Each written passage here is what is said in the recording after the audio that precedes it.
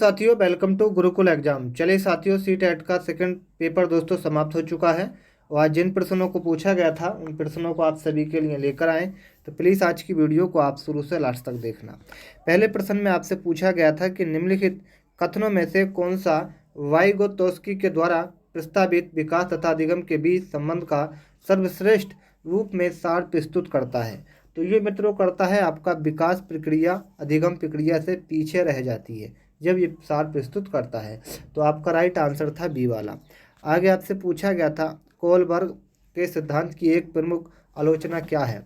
Kohlberg के सिद्धांत की एक प्रमुख आलोचना क्या है, ये पूछा गया था। तो वो है साथियों आप सभी के लिए राइट आंसर हो जाएगा। कोलबर्ग ने प्रस्ताव किया था कि नैतिक तार्किकता का विकासात्मक है। क्या साथियों, कोलबर्ग ने प्रस्ताव किया था कि नैतिक तार्किकता विकासात्मक है। ऑप्शन नंबर 20 का राइट आंसर था। आगे पूछा गया था एक शिक्षार्थी केंद्रित कक्षा एवं कक्ष में अध्यापिका करेगी। एक शिक्षार्थी केंद्रित कक्षा तथा कक्ष में अध्यापिका करेगी। वो करेगी साथियों, नोट करते चलना सभी छात्र, वो करेगी इस पर कि पद्धतियों को नियोजित करना जिसमें शिक्षार्थी अपने स्वयं के अधिगम के लिए पहल करने में प्रोत्साहित हो। तो आपका राइट आंसर था बी वाला।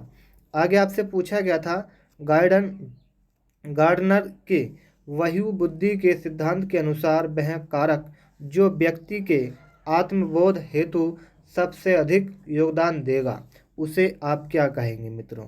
तो उसे हम कहते हैं साथियों, नोट करते चलना, राइट आंसर था अंत व्यक्तित्व। क्या साथियों, अंत व्यक्तित्व। आगे आपसे पूछा गया था मित्रों, बहुत अच्छा प्रश्न था, ये प्रश्न दोबारा रिपीट हुआ है, इस प्रश्न को नहीं पढ़ेंगे हम। अगला प्रश्न था वाइतोस्की तथा पियाजे के परिप्रेक्ष्य में एक प्रमुख विशेषता क्या है।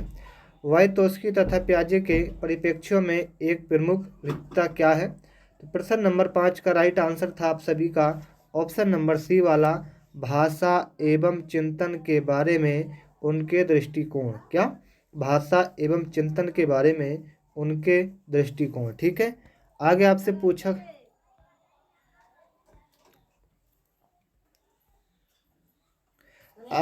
गया था इस पर अत्यधिक वाद विवाद होता है कि क्या लड़कों एवं लड़कियों में योग्यताओं का विशिष्ट समूह उनके आनुवंशिक घटकों के कारण होता है। इस संदर्भ में निम्नलिखित में से आप सबसे अधिक किससे सहमत हैं। प्रश्न नंबर जो 6 है उसका राइट आंसर आप सभी का हो जाएगा बिल्कुल करेक्ट आंसर। सभी लड़कियों में कला विषयों के लिए अंतर्निहित प्रतिभा होती है जबकि लड़के अकादमिक खेलों में बेहतर प्रदर्शन के लिए आनुवांशिक रूप से तैयार होते हैं। तो राइट आंसर था ऑप्शन नंबर सी वाला। आगे आपसे पूछा गया था एक अध्यापिका ये सुनिश्चित करना चाहती है कि उसके विद्यार्थी आंतरिक रूप से प्रेरित हों। इस संदर्भ में वह करेगी क्या, ये पूछा गया था, बहुत अच्छा प्रश्न था। उसका राइट आंसर था अंतिम परिणाम पर ध्यान देने के बजाय व्यक्तिगत रूप से बच्चों की अधिगम की प्रक्रिया पर ध्यान देना इसका सही आंसर हो जाएगा। आगे आपसे पूछा गया था कक्षा परीक्षणों में अच्छा प्रदर्शन करने में एक बच्चे की असफलता हमें इस विश्वास की तरफ ले जाती है कि पाठ्यक्रम शिक्षा पद्धति तथा आकलन परीक्षाओं पर विचार करने की आवश्यकता है। तो राइट आंसर था बी वाला आपका सही आंसर। आगे बहुत अच्छा प्रश्न था, प्रश्न नंबर 9 था। पूछा गया था कि आपकी कक्षा में कुछ बच्चे हैं जो गलतियां करते हैं। इस परिस्थिति का आपके विश्लेषण के अनुसार कौन सा कथन सर्वाधिक उपयुक्त है। बहुत अच्छा प्रश्न था। ये कथन की मैं बात करूं मित्रों तो इसका सही आंसर होगा डी वाला, क्योंकि बच्चों ने अभी तक संकल्पनात्मक स्पष्टता प्राप्त नहीं की है तथा आपको अपने शिक्षण विधि पर चिंतन करने की आवश्यकता है। तो राइट आंसर था डी वाला। आइए मित्रों प्रश्न नंबर 10 को पढ़ते हैं। प्रश्न नंबर 10 काफ़ी इंपोर्टेंट है। पूछा गया था एक विद्यार्थी एक प्रकरण में मुख्य बिंदुओं को रेखांकित करती है, उसका एक दृश्यात्मक प्रस्तुतिकरण बनाती है तथा प्रकरण की समाप्ति पर अपने दिमाग में उत्पन्न होने वाले प्रश्नों को प्रस्तुत करती है। प्रश्न नंबर 10 का राइट आंसर था विचारों के संगठन के द्वारा अपने चिंतन को निर्देशित करने की कोशिश कर रही है। तो करेक्ट आंसर आप सभी का था ऑप्शन नंबर ए वाला। चलिए आ जाइए प्रश्न नंबर 11 पर। प्रश्न नंबर 11 आपसे पूछा गया है किस प्रकार से एक अध्यापिका बच्चों को बेहतर समस्या समाधानकर्ता बनने में सहायता कर सकती है। किस प्रकार से एक अध्यापिका बच्चों को बेहतर समस्या समाधानकर्ता बनने में सहायक कर सकती है? प्रश्न नंबर जो आपका 11 था, इस प्रश्न का राइट आंसर था कि बच्चों को विविध प्रकार की समस्याओं का समाधान करने के मौके देना तथा उनका हल करते समय सहयोग देना। तो राइट आंसर मित्रों था ए वाला। बहुत अच्छा प्रश्न था। प्रश्न नंबर 11 पर आइए।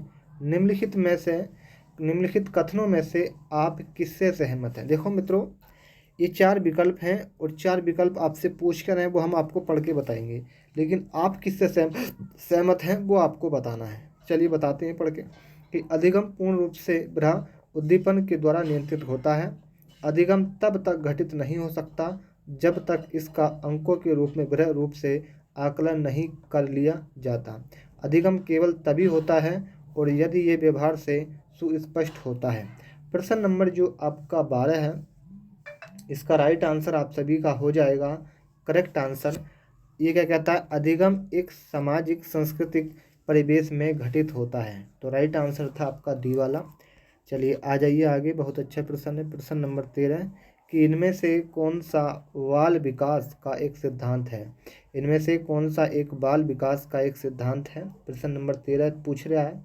तो प्रश्न नंबर 13 का राइट आंसर आप सभी का हो जाएगा विकास परिपक्वन तथा अनुभव के बीच अन्योन्य क्रिया की वजह से घटित होता है। तो राइट आंसर था ए वाला। चलिए साथियों, ये कुछ महत्वपूर्ण प्रश्न थे जो आज पूछे गए थे। कैसे लगे कमेंट बताइएगा। और आप चैनल पर पहली बार आएँ तो चैनल को सभी छात्र हमारे सब्सक्राइब करेंगे, बेल आइकन ऑन करेंगे, ताकि आपको नेक्स्ट वीडियो का नोटिफिकेशन सबसे पहले मिलता रहे। चलिए तो साथियों, यही आपको बताना था। सभी छात्र चैनल को सब्सक्राइब जरूर कर लेना।